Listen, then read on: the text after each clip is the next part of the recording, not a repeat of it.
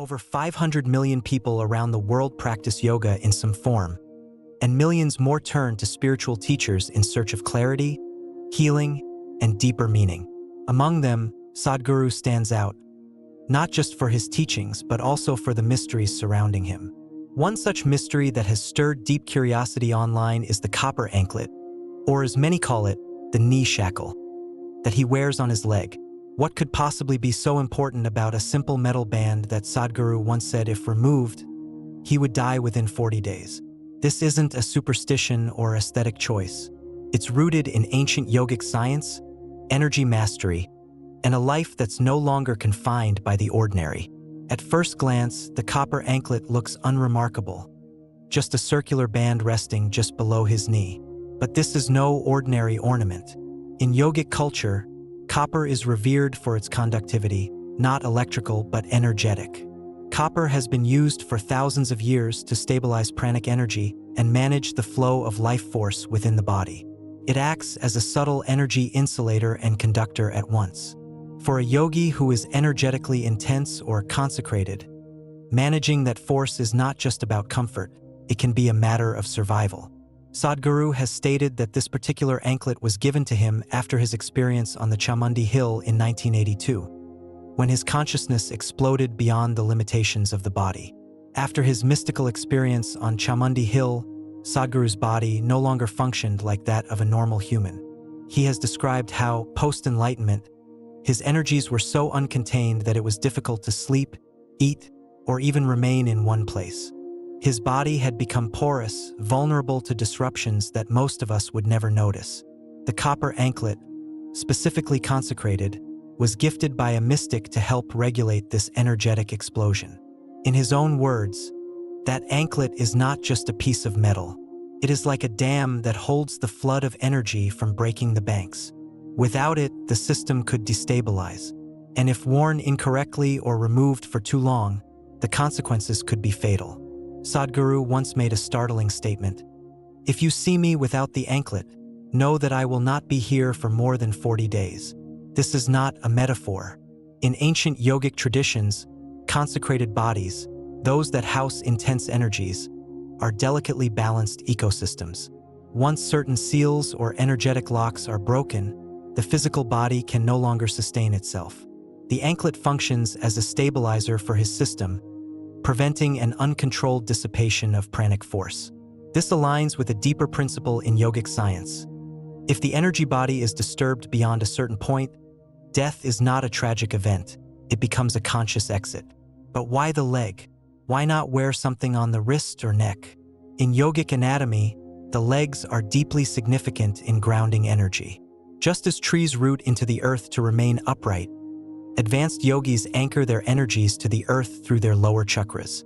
The copper anklet, placed below the knee, allows the overwhelming energy Sadhguru generates to be safely discharged or grounded without harming the body. Think of it like a lightning rod, harmless when guided properly, but deadly when uncontrolled. For a being operating at such high vibrational levels, even a minor imbalance can be catastrophic. This mystery of the anklet becomes even more significant when viewed in the context of Sadhguru's consecration of the Dhyanalinga, an energy form said to contain the essence of all 7 chakras, consecrated without physical rituals. During this process, Sadhguru spent intense periods without food or sleep, absorbing and channeling massive energies.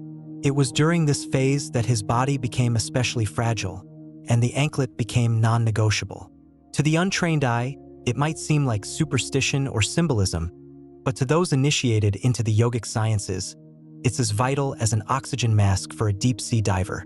Beyond the physical and energetic aspects, the anklet also carries spiritual significance. In certain mystic paths, copper anklets are worn by those who have crossed a certain threshold, who have become voluntarily vulnerable.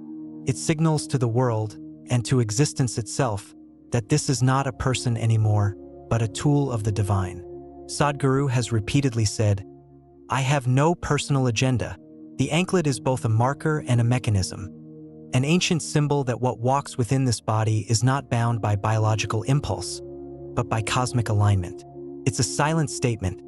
This body is in service, not self. It's worth noting that the copper anklet has become a point of confusion and sometimes mockery among those who misunderstand its purpose. Many assume it's a tradition, a caste symbol, or a superstition. But Sadhguru has always pointed to direct experience, not belief. This is not about worshipping the anklet or replicating it. Wearing one without the necessary energetic foundation can even be harmful.